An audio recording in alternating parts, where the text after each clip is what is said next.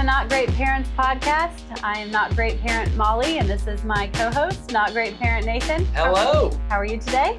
I'm good. Not great. That's what we want to hear. Yeah. So we joke about that. It sounds silly, but what we say is that we don't want to be great parents. And Right. we don't want to be great parents because we want to be good parents. And the reason why is because the world defines great in a specific way, and that is different than the way that God has said Yes. goodness is. And so we don't, we're trying to strive towards God's goodness and not necessarily the greatness of the world, like experiences and money and, skills and education, a better future, life, career, all that kind of stuff. Because God's already said what we should be looking at is goodness and goodness within him. And so, we want to set our family in the direction of that goodness and move toward that. So that's why we call ourselves the Not Great Parents podcast. And we're proud to be not great. We want to be good, although we do have great days. Yeah. Well, I think everyone does. Everyone does. We've been in this series since the beginning of the year called Family Matters. Yes. And we've been talking about why do families matter? And why does God set us up in families? There's a lot of different ways that we could learn about the world. Right. There's He a lot has structured us in various ways. All different kinds of ways, but we've said from the beginning that the reason why is because the family should function as this mini model of what life in the church, right? Life in the kingdom of God should really look like. And that parents are to model God's love for their children, right? And we even talked in the last episode about the way siblings function and all of that. Or and that don't function well. Yeah, but how... But it's all a training ground for your life in the kingdom. That's right. So that one day I would look to, hey, I want to be a part of a community. If I'm going to follow Jesus, if I'm going to live life with God the Father, I'm going to have brothers and sisters as well. It comes along with this whole family unit. And so we've talked about that, but as we're kind of wrapping this up, this is supposedly the final episode. Depends if we talk too much about it. Yeah, that's true. We may have to split it again. Sometimes we split. This was supposed to be a 4-week episode. And but we're on like 8. This is 10. 10, okay. This is episode 10. Family does matter. It does matter. It does matter. But what we realized as we talked about it is, it's not just this nuclear family model that everyone talks about of mom, dad, 2.5 kids, right? It's not that. It doesn't work that way. And so there's also, for most people, especially as the age of people in our country is getting older. The population is aging. We have a lot more healthy, vibrant, energetic grandparents than before. And I know I was a little unique in that my grandfather was 40 years old when he had my dad. So I had an old grandpa. A little bit older too. But I always thought of grandpas as people who couldn't get out of a chair. Right. You know what I mean? Like it was like these gray hair, can't get out of a chair. Yeah. They are not on the ground playing with you. That's They're not right. doing all these different things. That is not always the case. No, and honestly, it's more common now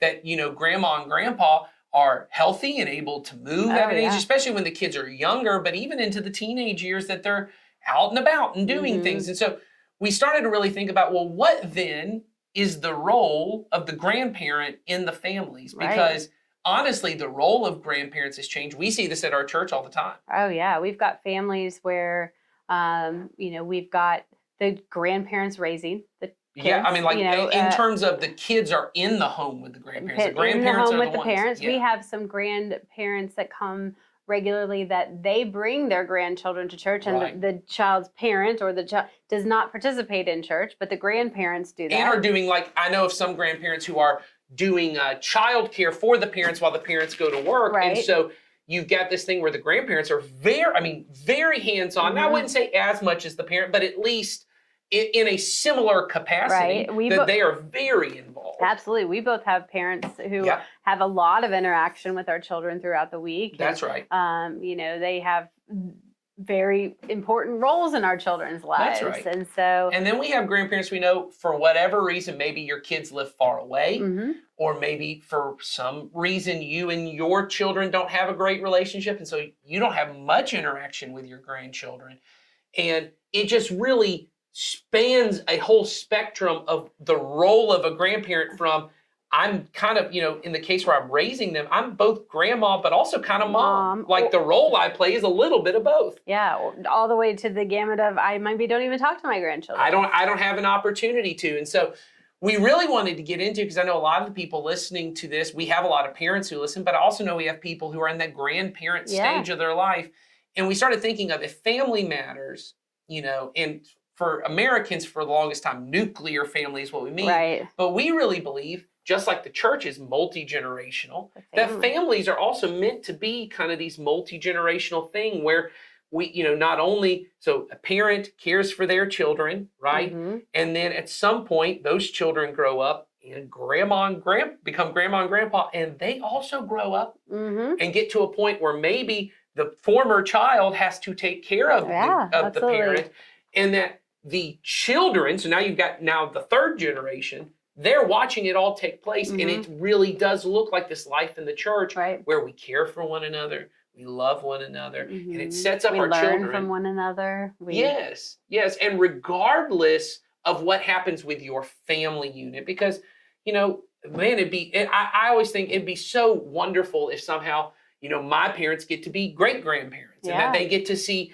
my children's children, but that doesn't always work out that way. And I don't know that my children aren't going to move away and go somewhere else. And so getting too focused on how do I make my family turn out the way we want, which is a greatness model. That is a greatness model. That's not really our job. Our job is to model for our children. So even if my children move away and my grandchildren, my future grandchildren, are not where I can have lots of hands-on influence in their life, I hope that my children have seen a model of family and of church life, that they will get involved in a church, and that maybe some older people can be, church grandparents to them. And there's plenty of them that are. And if you're, if your kids are older and you would consider yourself grandparent age. That's right. You have a valuable role in the life of the church, whether your grandchildren are in this church or not. And that's right. And we as a multi-generational church try to talk about that and say you have influence in the lives of these other parents and children. That's right. And so that is part of God's plan for it. So today we have a guest. We are bringing on Ed Martin, who's one of our teaching pastors here. That's right. And your dad. That's right. And he is going to talk a little bit with us about some of our questions about, how do you see the grandparent role within the family unit?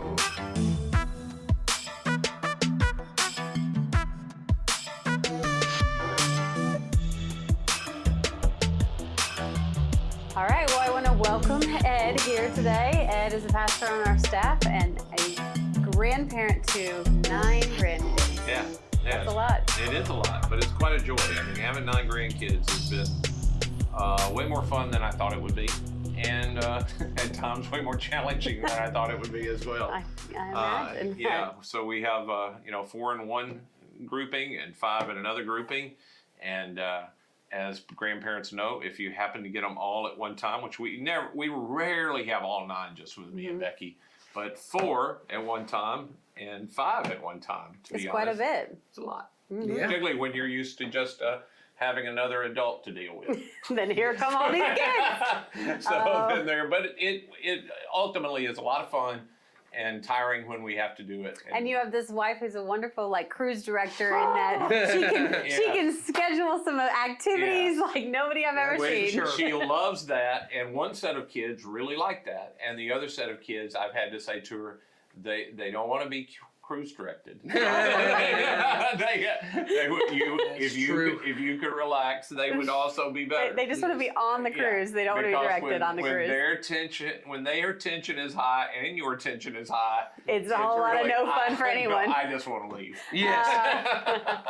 Well, we've been doing this series in here, which is why we have Ed with us today, talking about family matters, and we're talking about the different relationships that we have within families and how God's designed the family as a way for us to learn how to be in relationship with others so that we can carry those relationships and skills into being members of His kingdom. So we talked about siblings a little bit and what the function of siblings are, and we wanted to talk also about grandparents because we all we've talked tons about parenting. We've talked about a little bit about parents and their relationship with their grandparents. But, we live in a world right now where the grandparents are filling a whole bunch of different roles. I mean, even with my own family, I can look at my extended family. I can see we've got one grandparent that's raising a grandchild full time. We've got, grandkids that live far away. They're not very involved because they're far away and trying to kind of maintain those relationships from a distance. We've got, in my family alone, we've got my parents who live close by and my children are near them. So, we just wanted to talk about, what that looks like, what the ideal relationship between, grandparents, what the role of the grandparent really looks like in terms of modeling for a life in Jesus' kingdom. Yeah, I think, rightly set up, if everything's working the way it's supposed to be, the way that God would want it, where there's, mom and dad, then they have some kids, and then those kids have some kids. And if you wind up living long enough, you're still around a little bit, maybe, I don't know, for the next generation.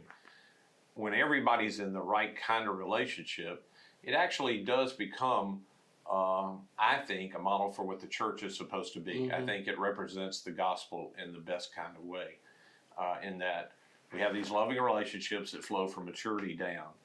And so when you're the most mature, the way that honestly Becky and I talk about it in our relationship with our children, which is the first primary. Always our first primary is with, we have 3 sons, so it's our relationship with those 3 men and their wives. We think because we're the most mature, we should be the most servant oriented because Jesus came to serve. And so I should not be looking at my life, as long as I'm capable of being the one that's wanting things to flow toward me. I should be looking for how can I make life easier for those that I am serving. Now, I think inevitably there comes a point, health and age and all that kind of stuff, it has to change. And again, if things are working right, and I remain in my right mind, in my right place, I understand that at some point I become the served. Right. And if things are working right with my kids, they realize at some point they become those that are served. I think about Jesus talking to the Pharisees at one point, and they're, people often wonder about how do I honor my father and mother when I get to be an adult? Well, obviously, one thing for sure is you're responsible to care for them when they're older, even if you don't have a great relationship. You have some responsibility to be kind, because Jesus makes clear to these Pharisees you're breaking this one central command. But let's just take all of that out, the end of life stuff, and if we go back to where it is with just kids and then my responsibility to my grandkids, I'm trying literally to be a servant and not looking so much to place any demands on what comes from that, and of course of what should come to me. You know what I'm saying? So you're not trying to be the king of your family kingdom. Right. Let's say that. That's right. I think that's a problem with patriarchy or matriarchy, which, we have a patriarchal society in the Old Testament, but if you read it, the New Testament really rewrites that kind of thing. We're not trying to have patriarchy, but Southern society that I grew up in, there's a lot of matriarchy where the grandmother, the mother, everybody, mom ain't happy, ain't nobody happy, and I'm like, mom ought to grow up. At some point, mom got to get a little bit more mature to be happy a little bit. Right. It shouldn't be centered around the most mature people should be the easiest to deal with. I mean, particularly if I'm a follower of Christ, I should be the most loving, I should be the most serving, I should be trying to let go of faults and all that kind of stuff. So I think the role of the grandparent is I'm trying to figure out how I can help my kids if they need my help, and whatever that looks like. And then I'm trying to help my grandkids. Now, and I don't know if y'all want to say anything in that point, or you just want me to keep rambling. No, you keep going. You're good. Keep going. I'm a rambling man. So are we. So yes. Okay.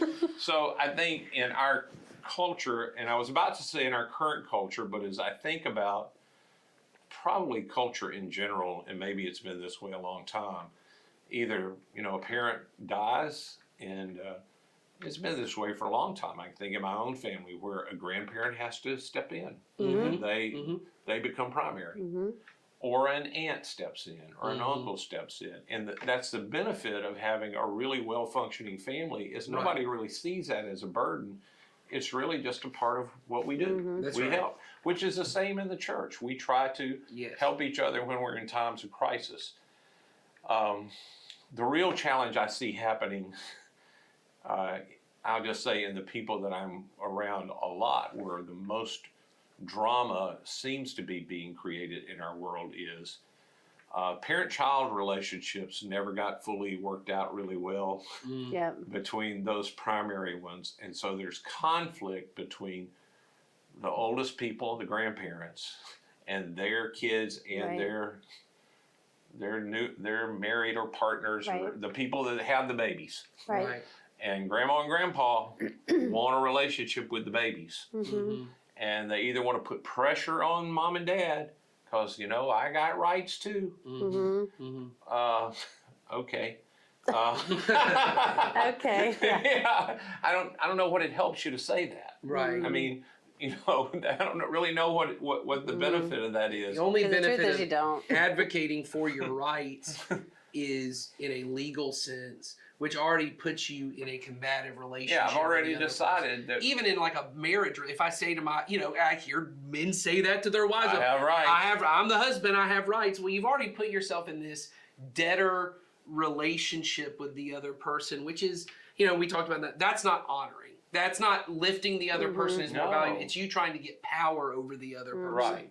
Yeah, that's exactly Which right. is not the Christ-like approach. Yeah, anything I'm doing with my words or with the position I put myself in to try to overcome you and your will, where I take away your free choice to love me and interact with me, or to receive my love and service, I'm doing damage to you, and I'm doing damage to me, because even if it works, I get reinforced. That's what works. So I got to power up more in the future. And the damage that does to everybody is there are little people learning from both sets of these big people. Right. And they get reinforced in this, and it becomes generational problems. Right. That's right. And somebody eventually has to say, for the sake of what eventually will get set right, if it can't get set right between me and my kids, I want it to get set right over here. Every time I have the opportunity, I will do the right thing. I will love even if I'm not loved. I will serve even if I'm not served. I will try to do what I can without enabling. I'm not talking about enabling anybody. For the benefit of this generation that's coming behind. And that's ultimately where I see the role of grandparents is I'm trying to find my spot in here to continue to serve the people that God chose to somehow connect me to. In my relational orbit, these are close people that just by the sake of we share DNA, I get a little bit of influence if I don't blow it. Right. Yeah. Yeah, I think we should talk about that, because I think that the role of the grandparent in the parent's life and the grandchild's life is, influence is often part of that. So you're wanting to know how much influence you have and in what areas of life you get that. And, I do think that is where a lot of conflict arises, right? So, I know that there has been some in my family at times, an expectation that gets set, or I think this should be it, or my parents are wonderful and they're super helpful with us, but we early on had some issues where my mom was deciding what my child should do. Well intended, that's right. but was kind of skipping over me and being like, I signed him up for this or that, and I went, whoa. Oh. So there, you do have to have like boundaries and stuff. But I guess talk about what that looks like in a healthy way. Well, practically speaking, I think influence is always earned and given. It's something I receive, and it's a gift when I have it. When somebody gives me the right to influence their life, it's a precious gift that I have. And the moment I decide to think I ought to have it, I ought to, this ought to be where I'm at, automatically I have admitted to myself I don't have it. Yeah. I mean, we don't hear it that way. Well, I'm your mom. I should. Well, you just said you don't have it. Right. And so you ought to own the fact you don't have it. And you should start trying to figure out, how do people get influence with me? How do I, very seldom is anybody influenced by somebody coming in and going, you must. Right. They might have, if they have enough power, I might do it. I might do it if I can't avoid it. But I don't look at them and go, you know what? I'd like to be just like them. That's right. I want to ask them questions about my future. People that influence me generally care about me. They want to help me. I know they have my best at heart. And they come alongside of me and say, hey, here's what I think. So I think it gets goofed up. I think when parent roles, when your kids get to an age where they become adults, and if you don't realize influence is this most precious thing, I can't demand it. I can't say I used to have it and so I still have it. If you've lost it and you don't recognize it soon enough, you will make it where it will be very hard to get back. That's what I've seen with people. If you might have had it when they were 12, 13, you might have had it all the way till they were 17, 18, and then you do something to blow it, and if you keep hammering that nail, boy, it just gets really hard for you. Then you almost have to pray somebody else will come in and do what you will do to almost make the kid grow to that they want you back in their life. That's what I see.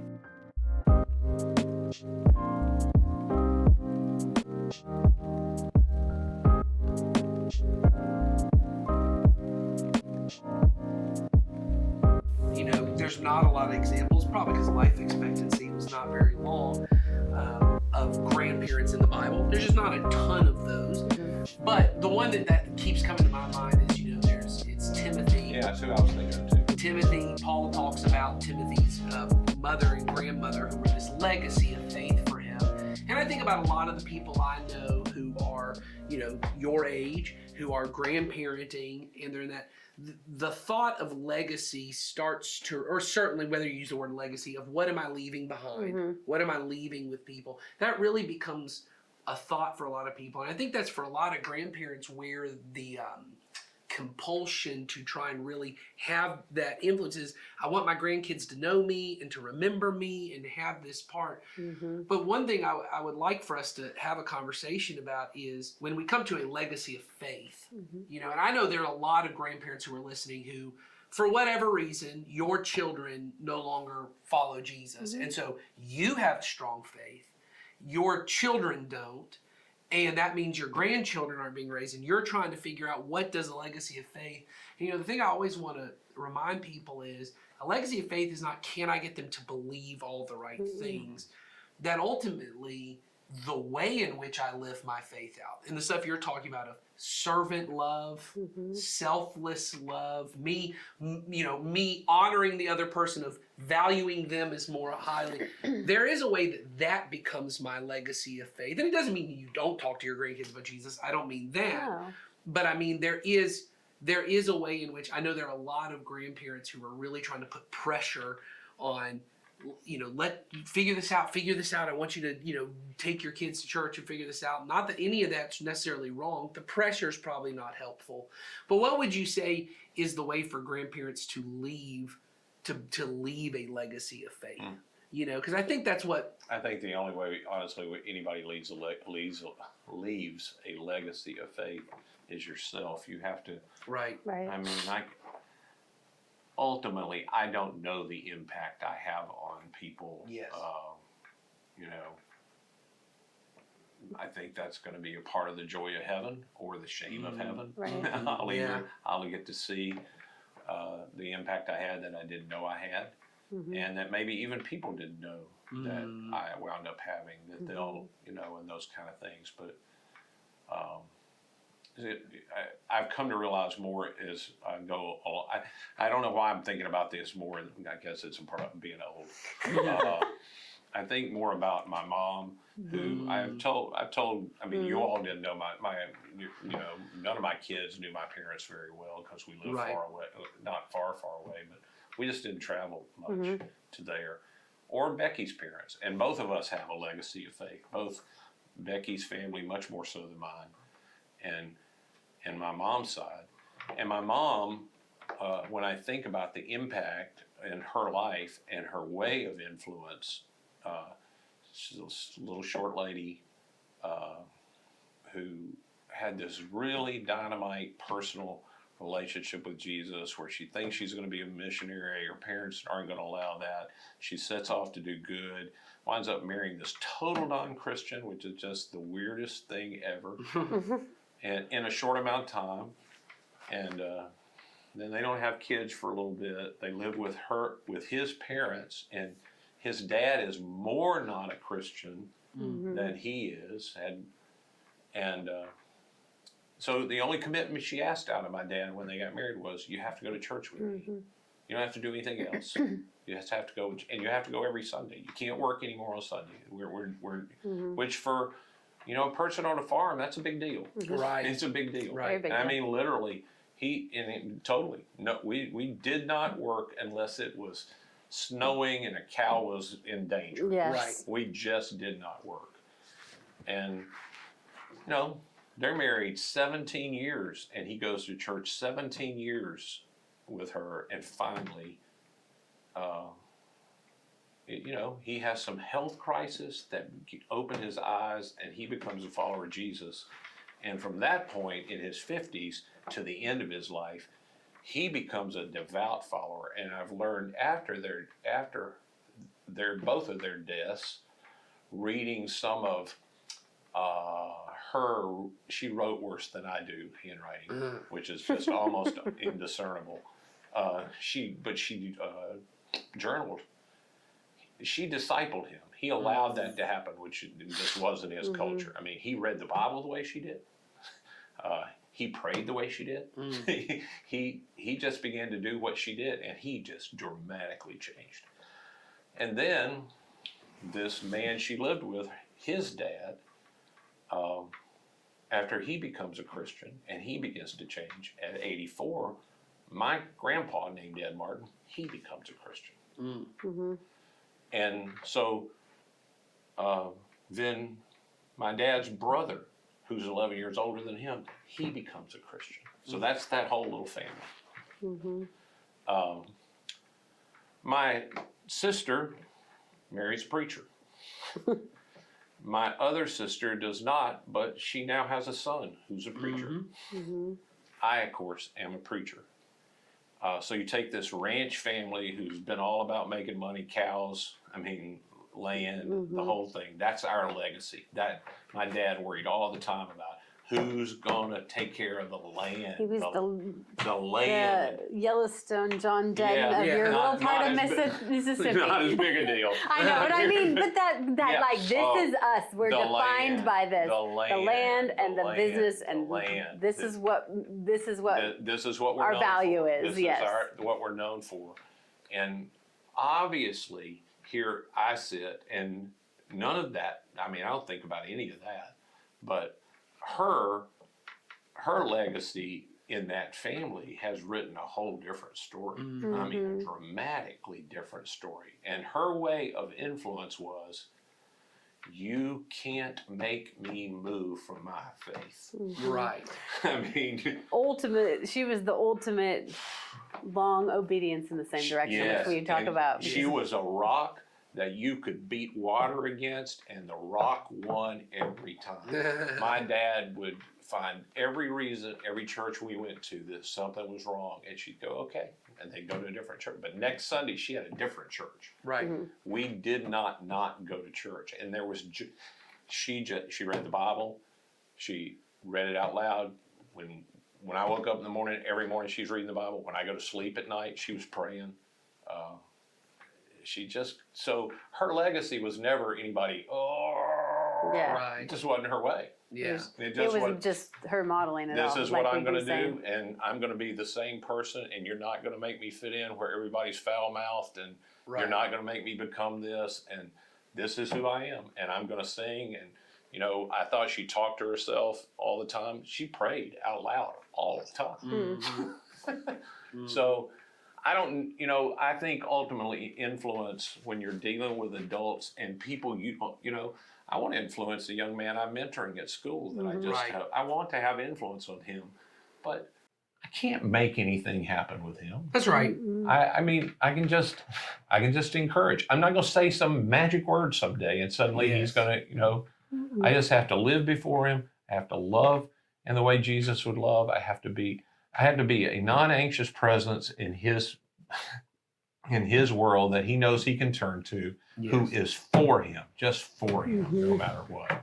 And so I think that's ultimately, I think that's way off. And I know I told a long story about my That's good. mom, but But I mean, it's a great example. And, you know, as we look at our own lives and we look at our lives as parents and Yeah. our parents look at, you know, how they're going to be involved in our lives, it is what you're saying. It's that consistency, and I am who I am, and I'm not forcing something. I am, you know, I'm just doing it. I'm just doing it. And, Well, and I think to the point, you know, kind of wrapping up, Yeah, those 'cause few been in this series. I got to that get to, I'm like, we have to wrap up real quick. 'cause No, I'm I- thinking we're wrapping up the whole series that we said was going to be 5 weeks. It became 10. And, Wow. Yeah, and, we're good at that. Yeah. But I will say, you know, we know that there's a lot of people listening, and you're not currently parenting, you're in the grandparent stage, but we know there's a lot of you that are parents listening. And we've been saying this whole time that the point of the family is to set up for our kids what life in the kingdom looks like and what life specifically in the church looks like. Mhm. So much of what American family life has become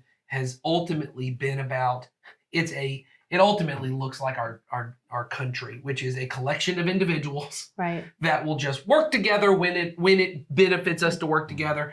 And unfortunately, a lot of times, you know, mom and dad may be focused on kid for a bit, but we're okay with this kid being focused on themselves and this kid being Right. focused on themselves. The kids don't spend a lot of time with each other. And then ultimately, what ends up happening is mom and dad sometimes are more focused on themselves and what they can get.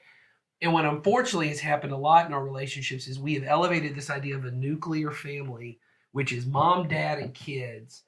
And the extended family, once again, becomes this collection of stuff. Mhm. But there could be a way that choosing to say, once again, in healthy environments, I know not every parent and grandparent relationship works that way, but when it can, for parents to say, hey, we're going to invite these older Yes. generations in to be a part of our family, to be a part of what's going on. And it models for them this idea of, my life is not about, for our kids, it models for our kids, my life is not about me. I'm a part of something much bigger than me, because ultimately what we want is even beyond our parents, and when the grandparents are healthy, even beyond the grandparents, is I want my kid to fall in love with Jesus and his church. yes. And even if they move off somewhere and I don't have any more influence with them, that I would know that they would be involved with older and younger brothers and sisters in Christ who can be those influences to them. Because one day this life is but a breath, and one day we will all be together in the kingdom if we can get that part right. Right. And so that's ultimately what we wanted in this Yeah. series, was for people to get this bigger picture of, my family is not about me raising my kids to be some great whatever. No. It's to ultimately live in God's kingdom, but someone has to model that for them. And God trusted you. Mhm. God trusted you and gave you these kids that you would model that for them. And even if the way you have to model for them is to work on some reconciliation with your parents, Yes. and to model what that looks like. And maybe your parents did get it wrong. You know, you've got grandparents who are messing it up, and maybe you need to go back to them with boundaries and with all the appropriate things. It may not look like every other healthy family, but you can move towards healthy. Oh, Can, yeah. can I just say that as well? Even when you say that, I think a lot of people think when you say it may not look like the perfect, putting boundaries where there needs to be boundaries is healthy. Yes, that's right. That's a That's right. very healthy example to set for your kids, because the amount of people I know that can't set boundaries Correct. is a lot. huge. So I think ultimately for me, I think the only reason, I think the last thing I would say is about influence and leading your family. I said this in a message recently. Prayer really does change things. Yes. And we often think, Mhm. particularly if you're praying in the way that you know that Jesus, I'm not talking about pray that my kids will let me see my grandkids. It's not about that. It's about pray that my kids will come to love Jesus. Pray that my Yes. kids will come to love their kids, pray that my grandkids will come to love Jesus. And I don't have a direction of how that happens or the part I get to play in it. But God honors, that's what God wants too. You know that. So when you're praying something, you know God, that's what it means to pray in Jesus' name. That's right. I mean, I know he wants this. So I pray with him. I line my will with his will, pray that day after day. I've told this before as well, that one of the only 2 conversations that are deeply in my mind that I had with my mom is when I decided to go in the ministry. And I said to her, I'm going to go to the ministry. She said, I know, I've been praying since you were born. You're like, okay. So I didn't get a choice. Yeah, that's right.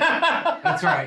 Well, and I do think if you're a parent and you know, maybe you have a fractured relationship with your parents, or That's you have right. a difficult relationship with your parents, even if you have that, the relationship your children can have with your parents That's can right. be really beautiful. Oh. Like That's right. I don't have a fracture. I have a wonderful relationship with my parents. It's not perfect, like Sure, all of us, that's right. but when I look at their role in my children's That's life right. and the influence that they have, I mean, it is incredible. That's and right. there are things that I become a better parent because I'm still allowing them to That's right. reinforce things I'm saying, or they, let them influence me in ways to help That's me. right. So, I think I think that even in hard circumstances, sometimes that you can find really great things. And that's important for your kids to see that. That's right. So that's it for us. here. yeah, that's it for us. And we'll be moving on to another part. But you can send us still questions or comments or. I won't be here. Well, we know where to find you. If you have a question for Ed, there's a link in the show notes and you can put it in there and we'll find him. Was that a boundary from us? Thanks for being with us today and have a good day.